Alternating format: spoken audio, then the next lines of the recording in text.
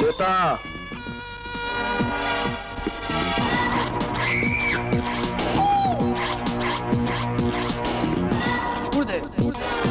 তুই আমারে চিনতে পারছস? কে তুমি? আমি সাধারণ একজন মানুষ যে একদিন তোর বাড়ির সিকিউরিটি গার্ড ছিল। তুমি? হ্যাঁ আমি। তোর প্রতিপক্ষ তোরে খুন করতে পাঠাইছে।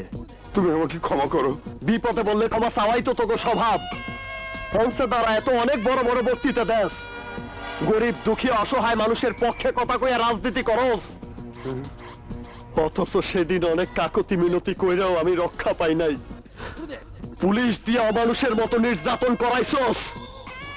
এই তো রাজনীতি, এই তো বড় বড় কথা। তোর এই মুখের মিথ্যা আশ্বাস দিয়া কত না মানুষকে ঠকাইছস। হাকর হাকর হাকর শুয়োরের বাচ্চা।